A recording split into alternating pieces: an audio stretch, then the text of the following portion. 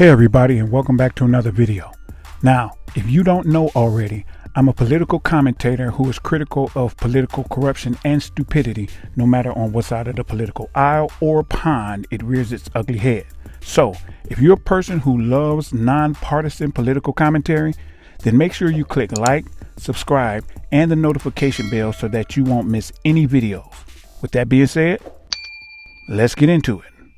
Now, the purpose of the cameras would be to allow parents and guardians to view their children's classes via live stream. Republican State Representative Norlin Momsen, who apparently gets some sort of excitement out of this idea, sponsored the bill, which could force schools to set up cameras in all K-12 classrooms, with the exception of physical education and special needs classes, according to the bill. Why are they making those exceptions? Also, if you're a parent, really? You're cool with people watching your kid throughout the day? It's not just you who would be watching the kid, your own kid. It would be anyone who has access to that live stream. Okay, so wait, hold up. So Republicans want to put cameras in public school classrooms. Public school classrooms.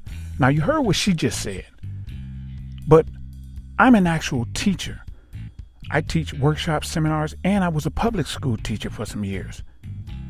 The one thing about that I see as a gargantuan problem is that it's the equivalent of watching somebody while they're trying to create something.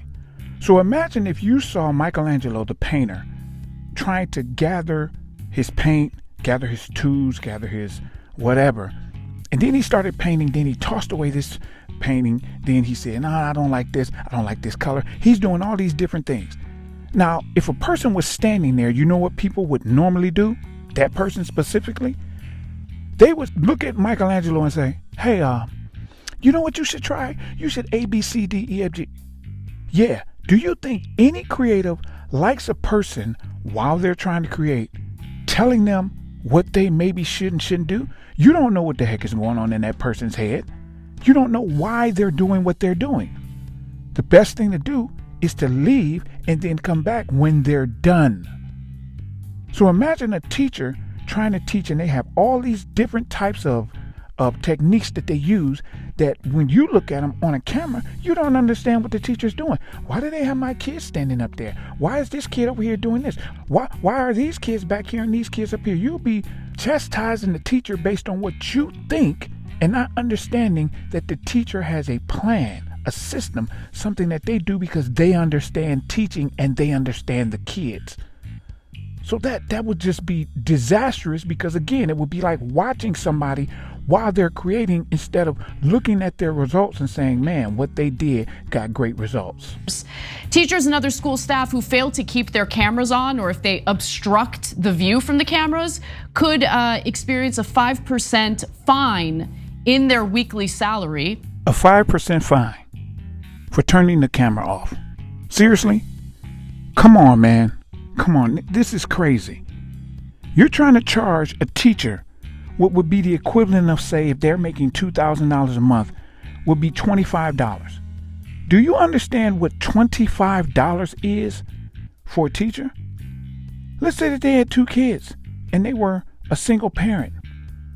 That's a meal. So you're charging them a meal for cutting the cameras off? Do you do that to cops? Do you charge cops for them cutting their cameras off? Because I'm pretty certain that the cops cutting their cameras off have a much bigger ramification than a teacher cutting their camera off. Because on a scale of 1 to 100, what's the chances of a violent interaction happening with a teacher compared to a violent interaction happening with a cop? With a cop, it's probably 70% out of the 100%. On a scale of 1 to 100, rather, it's probably 70% out of 100%.